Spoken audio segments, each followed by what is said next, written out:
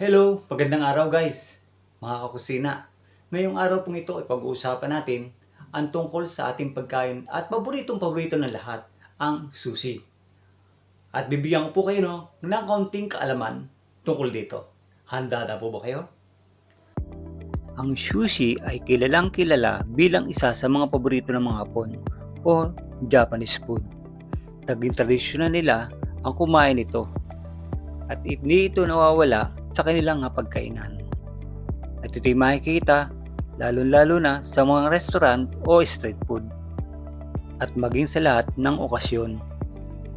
Kanting kalaman lang po, alam nyo ba na ang pagkaing sushi ay hindi talaga nagmula sa Japan?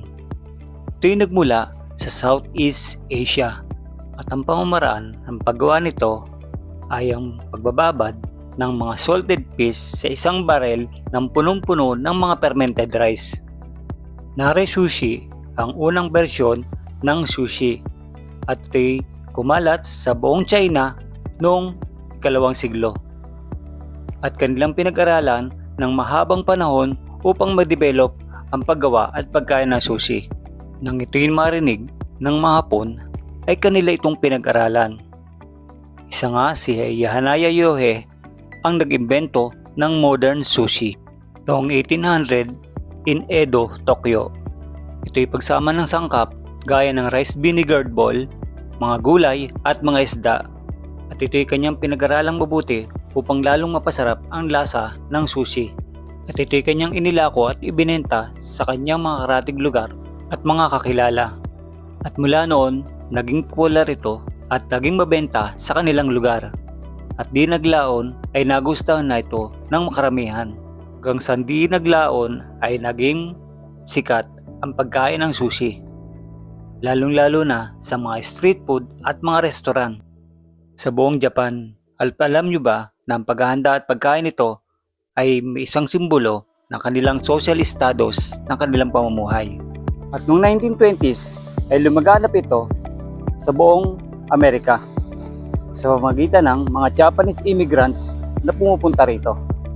At ito'y sumikat lalo-lalo na sa buong mundo. Kaya't halika, tara na, samahan niyo ako at tayo gagawa ng sushi. Una sa lahat, kailangan ihanda muna natin lahat ng kailangan katulad ng carrots at cucumber na ibinabad sa caramelized water. Kasunod nito ay ang nori wrapper. Kailangan meron kayong nori wrapper. Sprinkle with wasabi flavor, crab balls, at pinaka-importante sa lahat, ang vinegar rice na binaluan ng sushi vinegar. Mayonnaise na may wasabi, sriracha sauce, lettuce, or any leafy vegetable na ready to eat. Tinawawala ang ating sushi knife. Sesame oil, any brand ng sesame oil. Ginagamit natin na ito para hindi dumikit ang ating kanin sa ating mga kamay o sa gloves. Inilatag na nga po natin ang ating bamboo mat o sushi mat sa ating chopping board. At ipiprepare po natin ang ating nori wrapper. Ang makinis po ay sa ilalim at ang magaspang ay sa ibabaw na pagkakapitan ng kanin. I-spread lang po natin ang ating kanin. Lalagyan po natin ang alawan sa taas upang madali itong dumikit at hindi po mag-iwan-iwalay. Habang i-spread po natin, ipe-press mo natin ang bahagya ang kanin sa bawat part ng nori wrapper. Kailangan pong mapuno natin ito na ayon sa dami ng kanin. Lagyan ng wasabi seed, ikalat sa buong part ng kanin. Ilagay ang lettuce at iba pang mga gulay na hiniwang pahaba. Yun din ang cucumber o anong klase ng gulay na pwede dito. Pwede naman po ang paglalagay ng avocado o iba't ibang klase ng prutas. Ihanda natin ang pagro-roll, i-press ng bahagya at i-roll up, press, roll up, down, and roll up.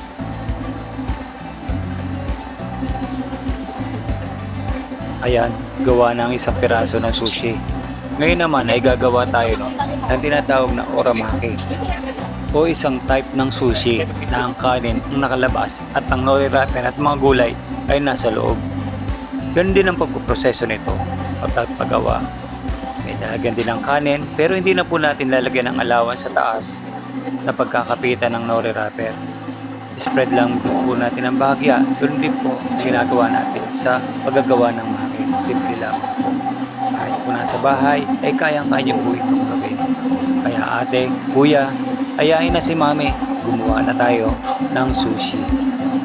Sprinklean natin ulit ng wasabi seed o flavoring para magkaroon ng hint ng wasabi. Ayan, at tapos na. Then, pag-press na ulit natin ang bahagya at ibaliktad natin at yun po ang paglalagay natin ng gulay, yung may part ng nori wrapper. At yung ginagawa natin ito, ay lalagyan po natin ito ng seafood o iba't ibang klase ng seafood. Pwede din pong lagyan natin po ng tempura or teriyaki chicken. Yung pong pipiliin lang po natin ay yung part ng may laman. Then dito po ay kailangan natin ng sriracha sauce para magkaroon ng hint lang spicy flavor. Then lagyan ulit po natin to ng wasabi flavored mayonnaise. Ito na po, lalagyan po natin siya ng iniwang crab balls. Wala po akong available na crab meat kaya po crab balls ang inilalagay ko.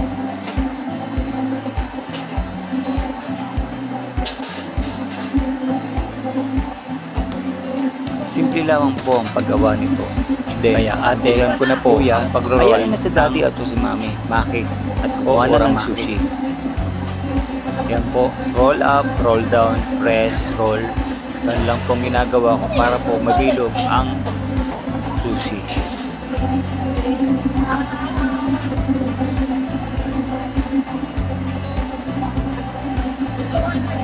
Then, tapos na po.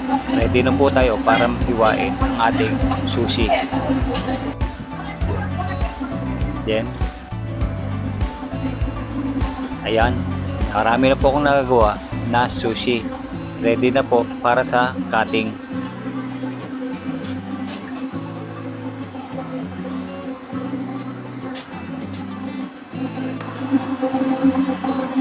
Sa cutting naman po, kinakailangan meron po tayong sushi knife o manipis na kutsilyo. Tanggalin lang po natin ang bawat dulo bilang presentation dahil may nakaultaw po mga dulo. Napapatayin lang po natin ito. Yun po ang ating hiwa o dun sa laki ng ating isa-serve o kakainin. Pero kung mas malaki, mas manipis, depende po yan sa inyo kung ano pong gusto niyo hiwa. Pero ito pong ginagawa ko ay pambenta. Kaya po, ayun lang po, ginagawa ko lang pang 8 piraso ang isang haba ng sushi. Tingnan nyo naman po kung gaano kaganda at elegante ang nasa loob. Ganun po inihiwa ko ang uramaki. Ganun din po proseso, tatanggalin po ang bawat dulo. Ito nga po kutsilyong ito ay pinunasan ko ng sesame oil para po hindi po siya dumikit sa kutsilyo. Hinati ko nga po pala ito sa 8 dahil ito'y pambenta dito sa restaurant na pinagtatrabawan ko. Ayan, gawa na ang aming sushi. Ready din po sa containering. Kayang-kaya nyo po itong gawin. At sa mga nag-uumpisang magnegosyo, Jaran! Pwede ng pang negosyo, ano? Kaya halika na. Ate, kuya, mami, daddy, umpisa na. Huwag tayo gumawa na ng sushi.